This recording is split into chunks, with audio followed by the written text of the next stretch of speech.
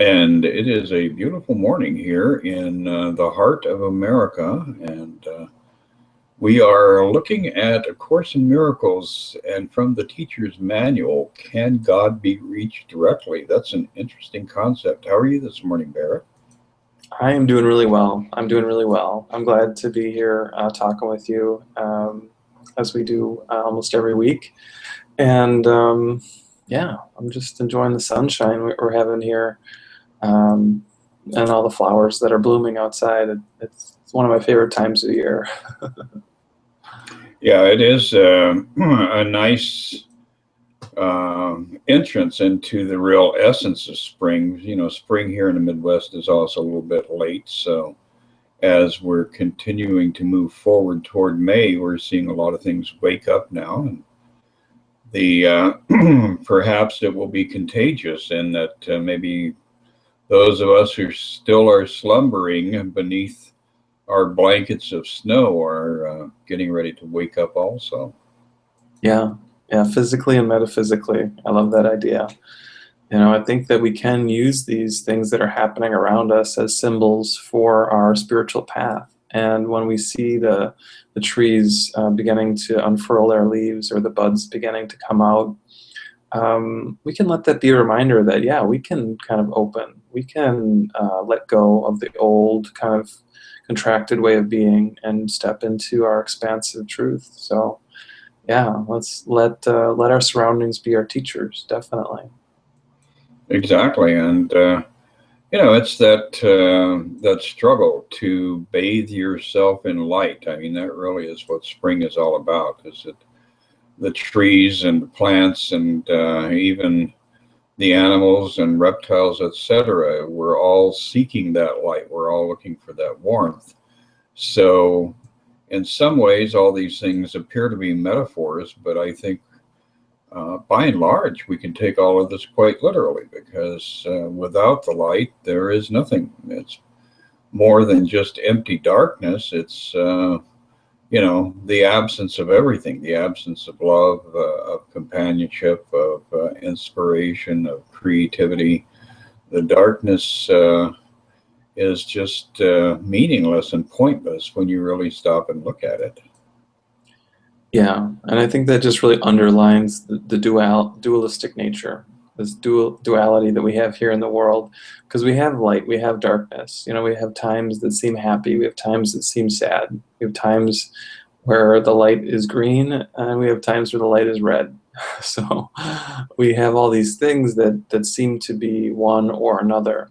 And like you were just saying, in truth, there is nothing that opposes. And that light, there's nothing that impedes it. The only reason we're not always experiencing it is because we have bought into false ideas, and our whole journey is to illuminate these false ideas and then question them and then eventually choose against them. So I really like that near the end of the text of A Course in Miracles, Jesus says, choose once again.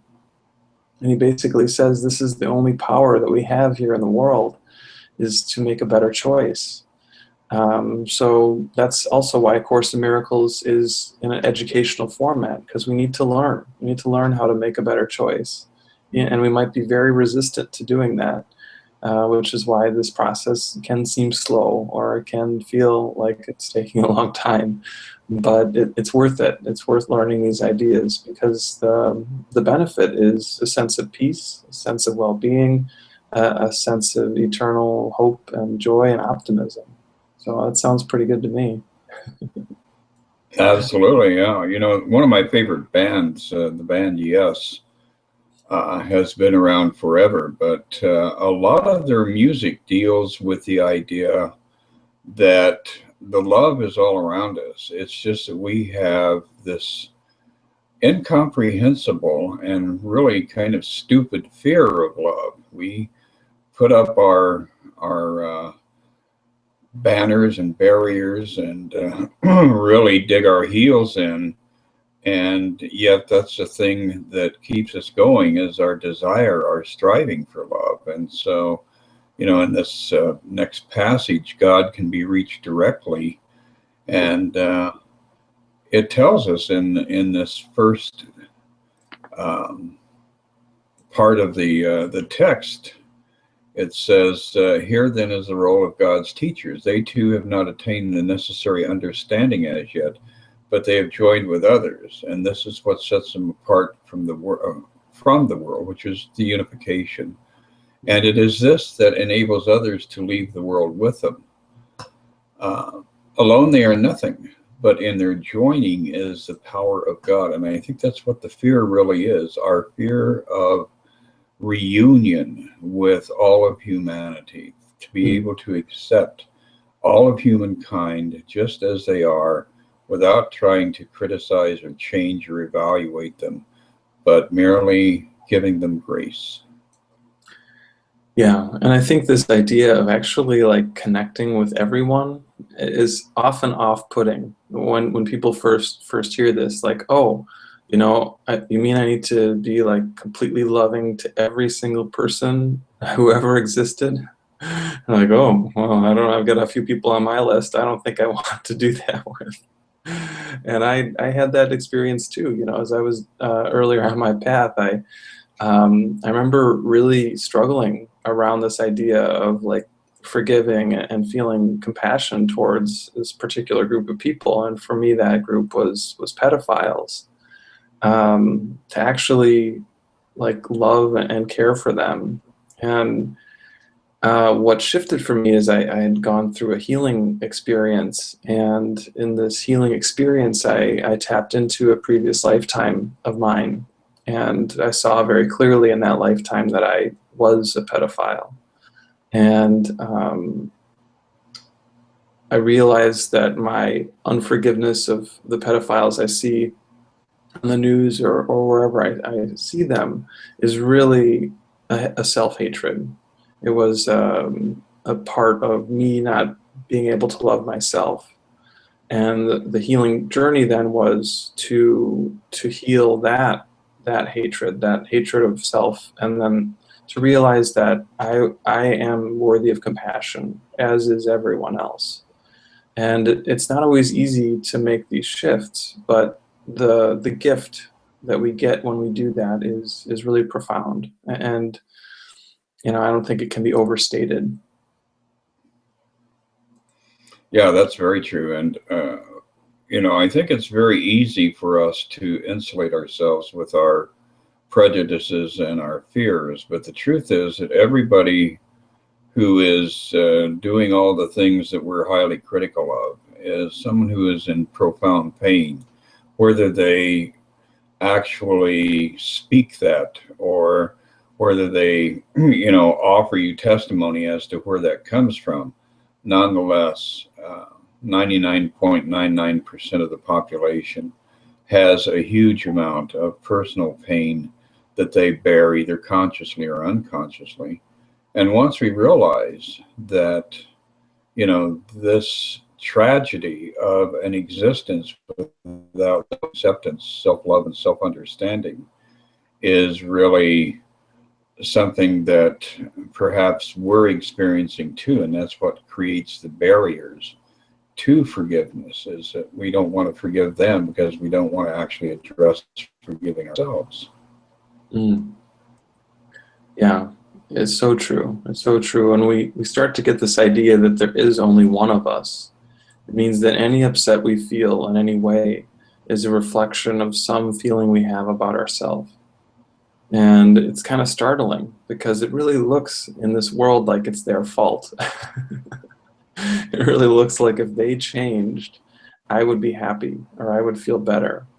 But that is really just a promise for suffering. That perspective is as a guarantee of feeling bad, of feeling wronged, of identifying as a victim.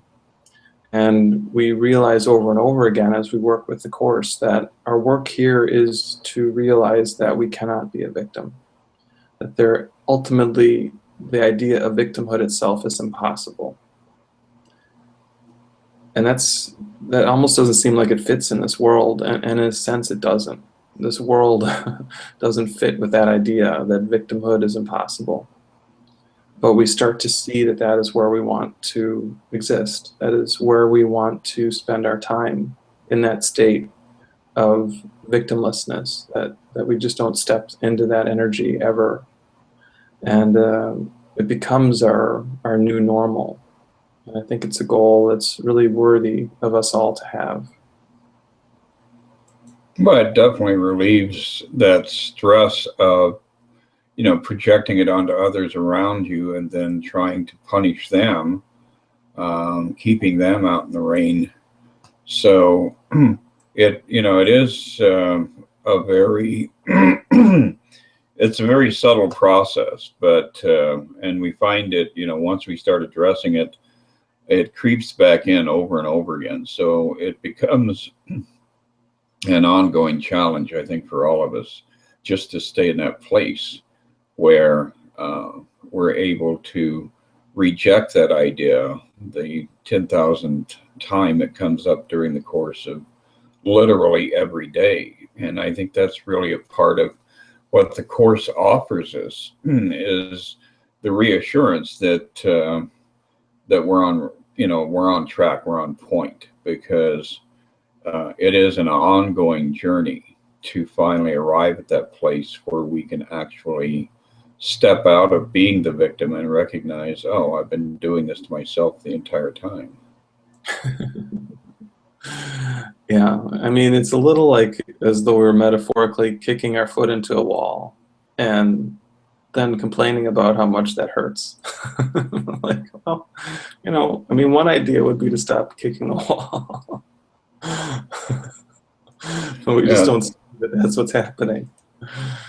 yeah, that is kind of a crazy part of the human experience. Is that I can't imagine anybody that hasn't experienced that, and that's half of the foundation of the Bible, I think, in a lot of ways, and that's why Jesus is always telling us, judge not, lest ye be judged, because it's by your own judgment that you're judging yourself, which is something to make you kind of crazy when you really stop and contemplate that one too. Yeah. But in this passage here, it also says sometimes a teacher of God may have a brief experience of direct union with God. And that's what I find very interesting, is that, that's really what spirituality is based on, is the fact that there have been these moments scattered across history when people have had that direct contact, have come back with a vision, and have shared the vision and created, the next wave of awakening for people. But it's very, very difficult to maintain that connection and that awareness of that direct union with God for any sustained period of time. Right. Yeah. And I think it's also interesting that a lot of times these masters come back from these experiences, and maybe they're still on the experience and they're sharing it with others, and then eventually people misinterpret what they're saying, they corrupt the message, they cover it over with their own ideas. And I do think that that's really what happened with the Bible and with Jesus's message, is that people couldn't really get what he was saying because they just weren't ready for it. And so they covered it over, they mixed in thoughts that they had about what spirituality was, what God was. And I think most of the Bible, the New Testament, is more the theology of the Apostle Paul, as opposed to really being about Jesus's teachings. And I think that's why we get the Apostles' Creed and these things that are really emphasizing suffering and sacrifice, which we get so clearly in the Course that's not really what he was teaching at all. And it was a complete misunderstanding of his message. Yeah, that's very true. And, it's interesting that in the evolution of humanity, it's been those sparks, both Siddhartha, evolving to become the Buddha, Jesus evolving to become the Christ, Yogananda with his evolutionary curve. Everyone that has had something to contribute basically was talking to our future. They were talking to consciousness as they knew it would continue to, ultimately unfold. Mhm. So now, with the Course in Miracles, the Course is pretty much comprehensible in its basic format, but to get to the deeper levels of being able to actually live the experience of A Course in Miracles is perhaps what we'll all end up doing in some next lifetime because it is so futuristic. Mhm. Yeah, there's really a sense of the Holy Spirit communicating all throughout time. And I think then these messages, they take root whenever and wherever they can. And they strengthen in those moments where we choose love over fear, and just keep reinforcing themselves. You could say that the ego is sort of like a vicious reinforcing spiral of fear and shame. And then the Holy Spirit is opposite. It reinforces the ideas of love and truth. And in any moment, we're spiraling one way or we're spiraling the other. So we're kind of building up a foundation of love and truth and peace in our mind.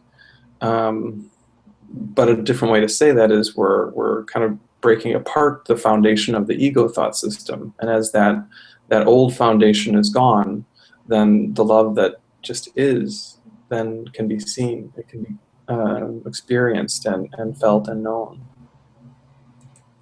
So basically, it is another example of learning the lesson of patience. And the only thing that you can learn from patience is how to be patient, and that's that's pretty much what the course is all about here, is for our patient travail as we continue to advance down this timeline until ultimately time will cease to be, and that's when the whole thing is finally resolved for us. But once again, we're plagued by paradox because that's already happened. Which reminds me of that beautiful line in the course that almost all of us hate, which is infinite patience produces immediate results. That is very, very true. And, that's the whole thing, is that if you're stopping and looking around you and trying to determine if your work is having any effect, then you're ultimately going to end up bogging down your work. So you have to work on that highest level of trusting and trust yourself that you're right on point and that you just keep trucking, you just keep moving forward, put one foot in front of the other, and don't look around you with that need to see witness to Mm. the things that are evolving within you, because ultimately that witness will become very visible. But if you're always looking for it, then you're going to slow the process down to the degree that you'll never really see it in its completeness, in its entirety. Yeah, it's an interesting point. We need to tune in and hear that voice for love, but if all we're doing is standing around listening, are we ever actually going to do anything? So I kind of think of it like, a great artist. They have to learn the skills of how to paint with a brush and how to mix colors or whatever, the kind of basics. But eventually that just becomes second nature, and all of a sudden they can paint whatever they're envisioning. They can let it go from the inner vision to that expression in the world. And I think our connection to our truth is like that. That in the beginning we do kind of need to focus on it. We do need to be aware of it and think about it. But more and more it just becomes a part of our way of being, and then we just move through the world with that state of open-heartedness and really that inner listening, knowing that we're never alone, knowing that we're always being loved and being guided as we go through our day. Exactly. And we've kind of danced around the edge of can God be reached directly? I mean, we've had a great discussion, but I don't think we've really accomplished what we set out to accomplish. So perhaps, this is another good example how things don't always go the direction you're imagining, but it's all right because you also end up at a good place as far as the overall outcome. That's true. That's true.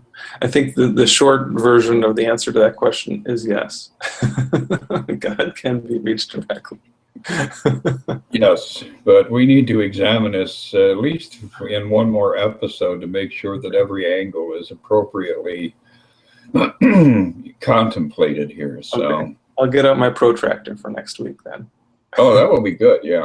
And anytime we have instruments show up, that's a wonderful thing. Oh, this has been great fun, Chris. I always have a good time on these. Absolutely. And, you have a couple of things on the horizon here. So why Yeah. don't you toss that out there where people can get a sense of ways to make connections to enhance their own progress?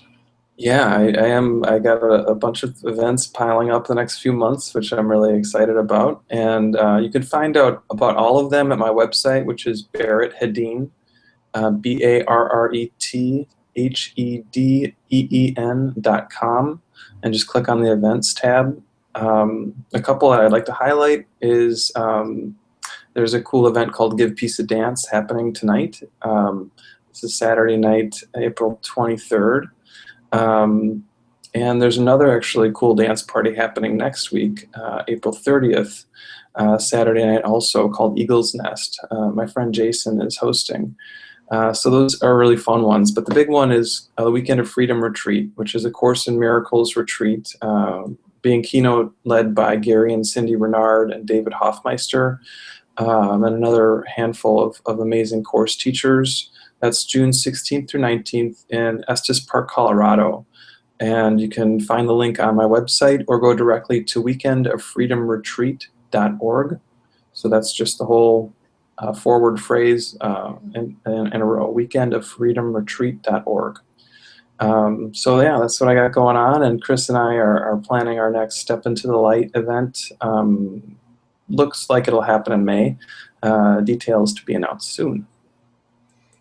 Absolutely. And all kinds of beautiful, exciting opportunities for growth and expansion as we're moving into the summer of 2016. And I think this year is going to be an interesting year for those of us who are really committed to living the course, because politics always make everything a little bit weird. And this is a political year, and the demands for forgiveness seem to be getting amped up early on in the season. So something we all need to maybe take a deep breath and back off 2 steps around. Yeah, I always say when it comes to politicians, 2 extra doses of forgiveness are required. At a minimum, yes. Well, Barrett, I will talk to you in, next Thursday, about a week, a little bit over, or a little bit under a week. So hope you have a fantastic ride through the advent of spring. I will, and you as well, Chris. Don't forget to stop and enjoy the flowers. Absolutely. Take care. Bye. Bye.